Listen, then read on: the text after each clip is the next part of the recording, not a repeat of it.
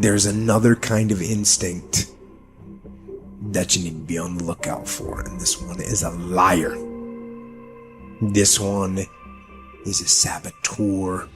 This one is a backbiter. This is the instinct that says, you've had enough. You've given it your best shot. You can stand down. You can back off. You can rest now. Which sets up this problem for all of us. You're never going to feel like it. It's your job to make yourself do the crap you don't want to do so you can be everything that you're supposed to be. And you're so damn busy waiting to feel like it. And you're never going to. And that's the problem. There are those of you, you're still immature. When your excitement is up, your effort is up. But when your excitement goes down, your effort goes down. For some of you, you're too seasonal. When you're excited, man, you coming to work the first week, the first month, the first 3 months when you got that job, you were excited, and so you was putting forth effort. You on blade. Now you got comfortable, and you're not excited no more. And guess what happened? Your effort has gone down. So do me a favor, get off of that feeling stuff. Get off your excitement. We're not dealing with feelings because feelings go up and down. You don't have to be excited. You made a commitment to that job. Didn't nobody force you to take that job. You signed your name on the dotted line. And commitment said, I don't care how I feel. I don't care if I'm excited. I don't care if I'm pumped up. I don't care if I'm fired up. You made a commitment. Now it's time to put up. Lazy people do a little work and think they should be winning, but winners work as hard as possible and still worry if they're being lazy. So if you're a winner, you ain't comfortable. Every day I get up and give everything I got to everything I'm a part of simply because this is who I am. Like the only thing I need every day of my life is 86,400 seconds. That's it. Like I don't need some reward. Like the only thing I need is breath in my body, and I'm flat out going get it. A person with passion always stands out. The world is so full of average that once you have passion and a sense of energy in your life, it distinguishes you. When you're passionate about something, it isn't reasonable, but you do it anyway. Passion will take you where nothing else will ever take you. It'll give you that decided edge. It'll help you to stand out. When you want to become a diamond, your whole attitude change, your whole mindset, your thinking, your relationships, the decisions that you make, how you spend your time, your energy, all of it changes. See, this is something that you can't be in this business. This business has to be in you. You take advantage of this opportunity. You let everything else go. You eat different. You study different. You practice different. You don't belong at the bottom, and it's time for you to get your butt from down there. It's time for you to stop being comfortable at the bottom. Get your butt up and get to where you're supposed to be. You are a royal priesthood. Get where you belong. Do what you're supposed to do. Live like you're supposed to live.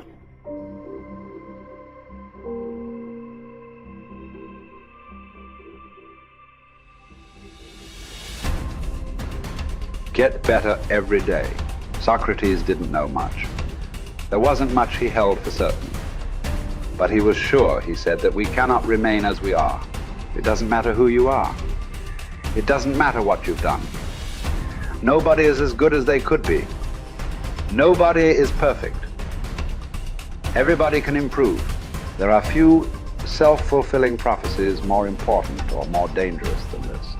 If you think you have room to grow, you do, and you will. If you think you're as good as you can be, you're right. You won't get any better. It has been said that Tom Brady, the greatest quarterback in history, the youngest and the oldest to win a Super Bowl, isn't obsessed with winning. That's not what he focuses on.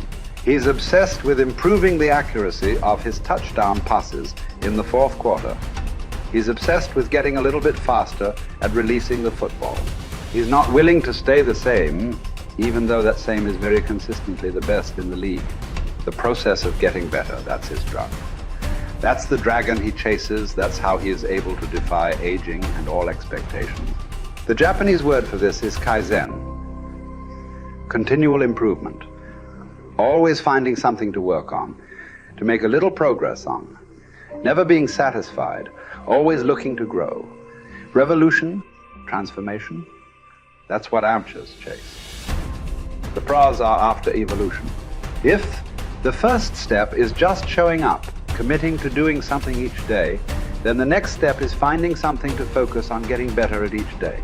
And in this, where cumulative improvement meets compounding returns, we can harness one of the most powerful forces on earth. Think about it. Most people don't even show up. Of the people who do, most don't really push themselves. So to show up and be disciplined about daily improvement. You are the rarest of the rare, and if improvement sounds difficult, how about just making fewer mistakes? This is what Gehrig's manager said about him. The secret to Gehrig's incredible trajectory as an athlete wasn't just his commitment. It was that he never made the same mistake twice. The guy who began his career blowing at least one play per inning improved to one mistake per game, to one per week, to one per month. To err is human. But to err is each day is to become closer to the divine. We not only hold ourselves to a standard, but we ratchet the standard up as we go. Just as with weight training, what we're lifting should be steadily increasing with each subsequent workout. Our unwillingness to be satisfied with our performance, to be done with our progress, is what keeps us from plateauing. It drives us forward. Is it a little discouraging that we never seem to arrive? That our standards rise just out of reach of our abilities? Absolutely not. We move the goalpost so the game doesn't get boring, and more important, so it never ends. Ultimately, this brings us more pleasure and more satisfaction. We reach heights we'd never have been able to see otherwise. Do you want to be rotting or ripening? Are you getting better? Because if you're not, then you're probably getting worse. Anyone, whether they're a professional athlete or a house cleaner, can get better at their job. You can get better at being a person, a citizen, a son or a daughter. You can get better at how you think, how you focus, what you think about. Just as one person delights in improving his farm and another his horse, Epictetus would say, riffing as it happens on Socrates, so I delight in attending to my improvement day by day. He said this as a man who clawed his way out of slavery. He said this from exile. He said this as one of the wisest men in the ancient world. And still, he was focused on how he could get better every day, in every way.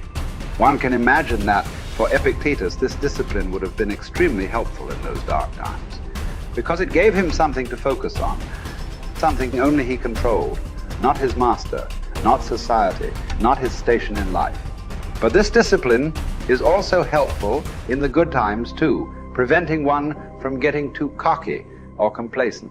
It doesn't matter what the scoreboard says, or the bank balance, or the sales figures, or the headlines. You know whether you're getting better or worse, whether you're making progress day to day. And if you are, wonderful. If you know there is room for improvement, also wonderful. Either way, your marching orders are the same. Come what may, success or failure, fame or misfortune.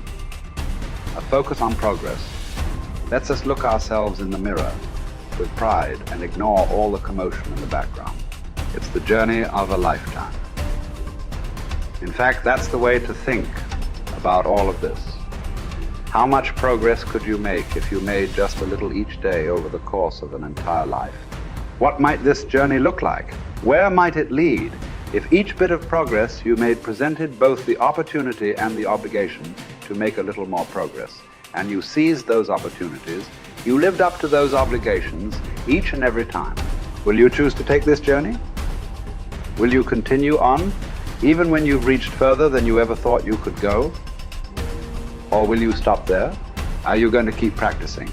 Or have you decided that this is good enough? That you're good enough? Will you remain as you are? Or become what you're capable of? Because once you stop getting better, there's only one direction to go. Do the best you can. The Emperor says in Marguerite Yourcenar's beautiful novel Memoirs of Hadrian, do it over again. Then still improve, even if ever so slightly, those retouches. It's a beautiful irony. You're never content with your progress, and yet you're always content. Because you're making progress. What does it mean to live an infinite life? Clearly, our lives are finite. We're born, we die, we come, we go. But life is infinite. The game of life will continue with us or without us. Which means every single one of us has a choice. We don't get to choose the nature of the game. Life is infinite. We don't even get to choose if we want to play in the game or not. Once you're born, you're in it. We get one choice. Do you want to play with a finite mindset, or do you want to play with an infinite mindset?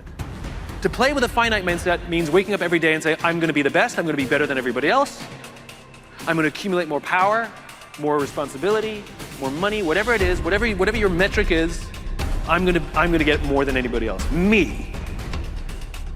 And when you die, you take none of it with you. Or we can choose to live our lives with an infinite mindset, which means I'm going to leave this world, this school, in better shape than I found it. It means I'm going to devote my life to see that those around me rise. And we know that we're living with an infinite mindset because our obsession is seeing that we have an impact on the lives of the people around us.